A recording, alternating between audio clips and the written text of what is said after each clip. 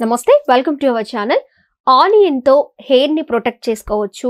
అలాగే hair strong గా అయ్యేలాగా చాలా మందికి కూడా తల్లో పేలు కనిపిస్తూ ఉంటాయి, అవి కూడా పోగొట్టుకోవచ్చు అని ఇప్పుడు మనం చాలా వీడియోస్ లో చూస్తూ ఉన్నాము. మరి నిజంగా ఆనియన్ వల్ల అన్ని బెనిఫిట్స్ ఉన్నాయా హెయిర్ కి అనే విషయాన్ని మనతో షేర్ చేసుకోవడానికి సురక్ష ఆయుర్వేద అండ్ పంచకర్మ స్పెషలిస్ట్ పూర్ణ రాజేశ్వరి గారు మన స్టూడియోలో రెడీగా ఉన్నారు. మాట్లాడిద్దాం. నమస్తే మేడం. నమస్తే అమ్మా. మేడం, ఈ మధ్య కాలంలో ఎక్కడ చూసినా హెయిర్ కి కావాల్సింది ముందు ఆనియన్ ఆనియన్ ఆనియన్. ఈ ఆనియన్, ఈ ఉల్లిపాయ వల్ల మరి హెయిర్ కి ఎన్ని బెనిఫిట్స్ ఉన్నాయా? మల్టిపుల్ బెనిఫిట్స్ చూపిస్తున్నారు. హెయిర్ స్ట్రాంగ్ అవుతుంది, అలాగే పెరుగుతుంది, అండ్ పేలుంటే పోతాయి, ఇవన్నీ చూపిస్తున్నారు. చుండ్రు పోతుంది అని అంటున్నారు. ఇది ఎంతవరకు కరెక్ట్? మరి ఆనియన్ ని ఎలా ఉపయోగించుకోవచ్చు? దాని వల్ల ఎలాంటి బెనిఫిట్స్ ఉన్నాయి? ఆనియన్ అనేది ఈ మధ్య చాలా పాపులర్ అయింది. ఒక 4-5 years నుంచి నేను చూస్తున్నాను. చాలా మంది నన్ను కూడా అడుగుతూ ఉంటారు.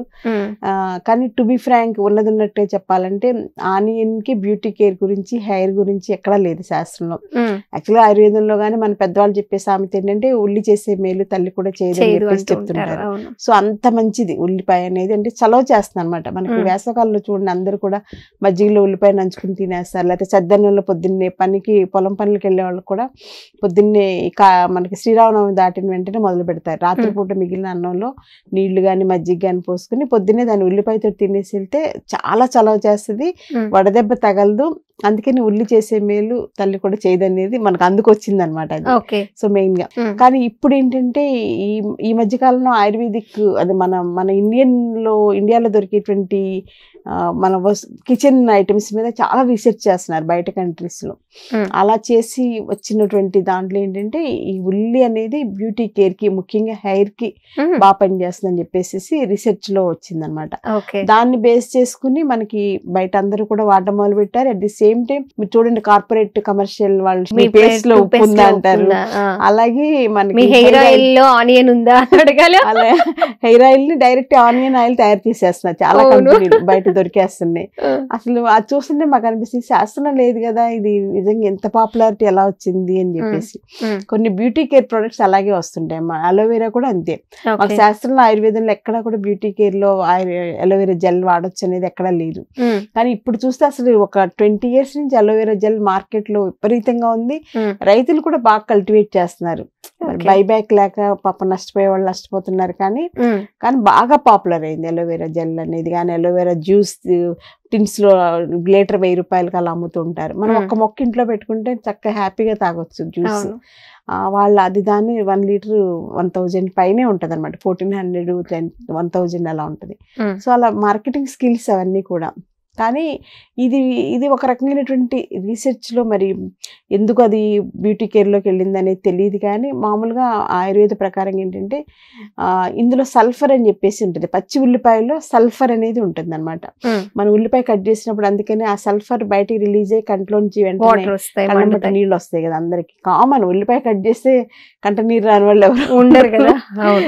సో చాలా మంది వాడు చాలా స్టబ్ అని, వాడికి అసలు కంట్లో నీళ్ళు రావంటారు కదా.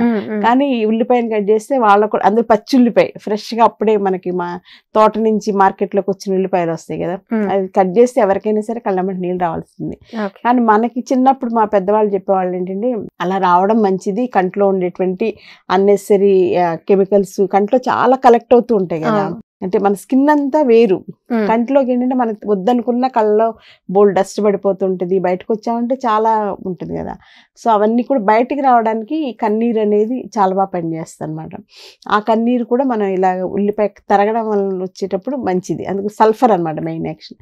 సో ఇప్పుడు మీరు అడిగిన ప్రశ్న ఏంటంటే ఉల్లి నిజంగా పనిచేస్తా అనేది చూసుకుంటే ఆ సల్ఫర్ యాక్టివేషన్ వల్ల పనిచేస్తుంది. సల్ఫర్ ఏంటంటే మన స్కిన్ కి కూడా, ఇప్పుడు క్యాబేజ్ ఉందనుకోండి, క్యాబేజ్ స్కిన్ కి చాలా మంచిది అని చెప్పేసి అంటుంటాం, ఎందుకంటే అందులో సల్ఫర్ ఎక్కువగా ఉంటుంది. అలాగే ఉల్లిలో కూడా సల్ఫర్ ఎక్కువగా ఉంటుంది అనమాట.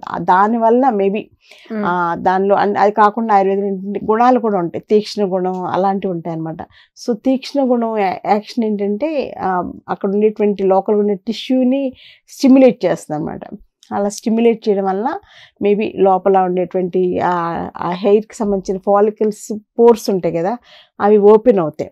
ఓపెన్ అవ్వడం వల్ల మనకి జుట్టు అనేది రీగ్రోత్ స్టార్ట్ అవ్వచ్చు అనేది ఒక ఫ్యాక్టర్. Second Okay. ఫ్యాక్టర్ ఏంటంటే మీరు సెకండ్ పాయింట్ చెప్పారు డాండ్రఫ్ అన్నారు. ఉమ్, సో డాండ్రఫ్ తగ్గడానికి సల్ఫర్ బాగా పనిచేస్తుంది.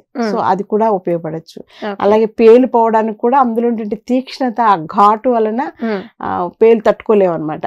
అందుకని చెప్పేసి ఆ పేలు కూడా తగ్గడానికి అవకాశం ఉంది. okay. జుట్టు కూడా షైనింగ్ వస్తుంది. నేను Hmm. చాలా మంది చెప్తుంటే వాళ్ళ హెయిర్ అది గమనిస్తూ ఉంటాను అనమాట. ఉమ్, అంటే నేనైతే ఎక్కువగా ఎప్పుడు దాని మీద కాన్సన్ట్రేట్ చేయలేదు. మన బ్రహ్మాండమైన భృంగరాజు, ఆమ్లా ఇవన్నీ ఉన్నాయి కదా, ఉమ్, వాటితోటి ఎలాంటి జుట్టు అయినా చాలా బాగుంటది. మంచి షైనింగ్ కానీ, ఎంత ఏజ్ వచ్చిన జుట్టు ఊడిపోకుండా ఉమ్, హెల్దీగా హ్యాపీగా ఉంటుంది కదా. నేను ప్రత్యేకించి దాని మీద దృష్టి పెట్టలేదు, కానీ ఉల్లి వాడుతున్న వాళ్ళ జుట్టు గమనిస్తుంటాను. ఉమ్, నిజంగానే వాళ్ళకి రీగ్రోత్ చూశాను. ఉమ్. అలాగే వాళ్ళకి జుట్టు కూడా చక్కగా షైనింగ్ ఉండడం కానీ, మేడం హెల్దీ నేను కూడా అప్పుడప్పుడు అంటే ఈజీగా మంత్లీ వన్స్ అయినా నేను ఆనియన్ జ్యూస్ కానీ లేదా ఆనియన్ పేస్ట్ కానీ నేను హెయిర్ అప్లై అందుకే చేస్తాను. జుట్టు బాగుంది.